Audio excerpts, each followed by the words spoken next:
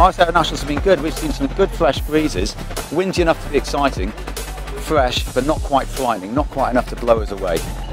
So we've had flat water the last 2 days with the offshore winds, and we've had some Eastbourne waves rolling in on day one, which was some great fun. That's what we've come here for. So I've never been to an AERO Nationals before. I've done both Worlds in Australia and the Europeans in Garda.